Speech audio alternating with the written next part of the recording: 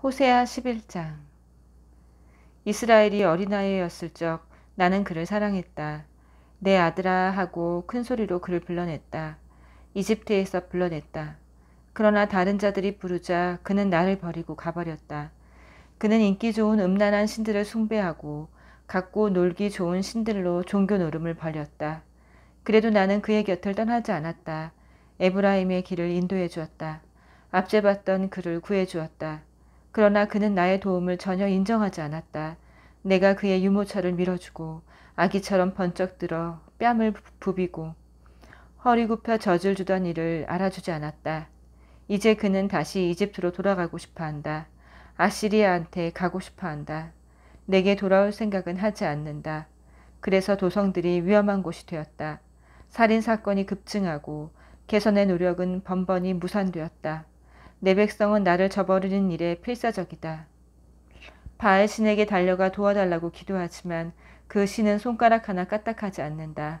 그러나 에브라임아, 내가 어찌 너를 단념하겠느냐. 이스라엘아, 내가 어찌 너를 단념하겠느냐. 내가 어찌 너를 아드마처럼 망하도록 놔두며 가련한 스보임처럼 황폐해지도록 내버려 둘 수 있겠느냐. 나는 그런 생각을 하는 것조차 견딜 수 없다. 내 온몸이 거부한다.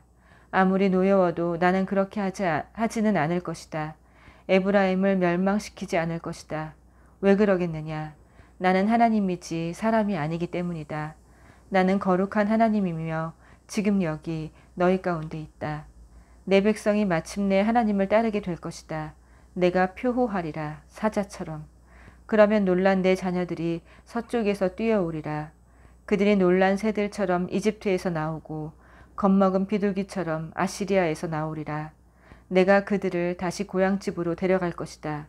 하나님의 말씀이다. 에브라임은 입만 열면 거짓말이다. 이스라엘이 하는 말은 한마디도 믿을 수 없다. 유다도 나을 것이 없다. 그도 값싼 신들에 중독되었다. 12장.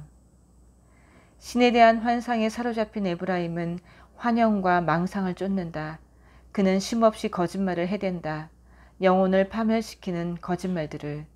에브라임도 유다도 아시리아와 뒷거래를 하고 이집트에게 잘 보이려 애쓴다. 하나님께서 이스라엘을 고발하신다. 야곱의 자녀들이 벌을 받으러 법정에 끌려 나온다. 발뒤꿈치 야곱이 모태에서 형을 눌러 이겼다. 장성한 다음에는 하나님과도 대결하여 이기려고 했다. 그러나 하나님은 꺾이지 않으시는 분. 하나님께서 그를 꺾으셨다.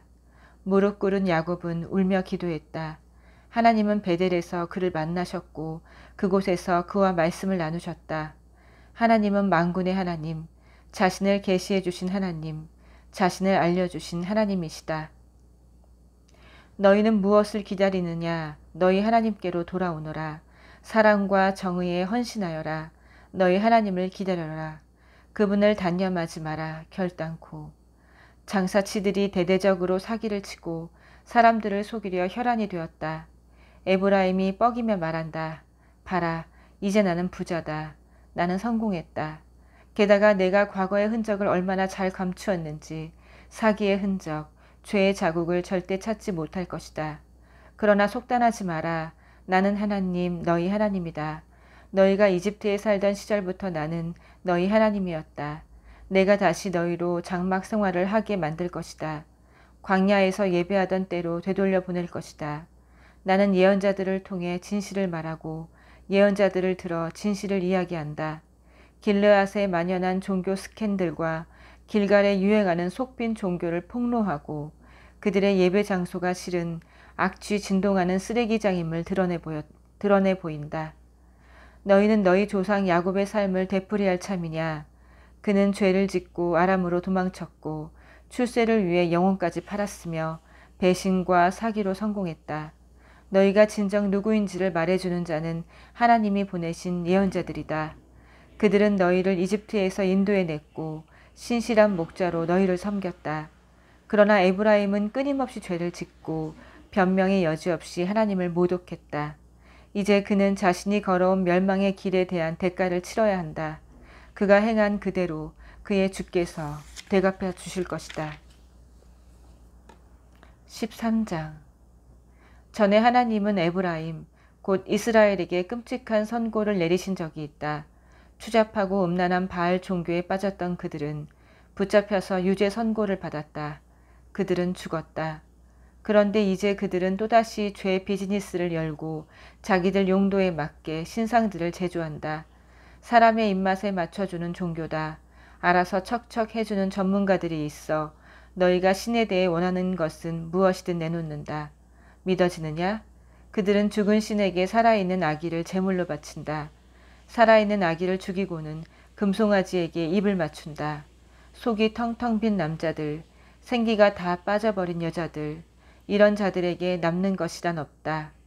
길거리에서 바람에 나뒹구는 폐지 조각 같고 세찬 바람에 몰려가는 연기 같다.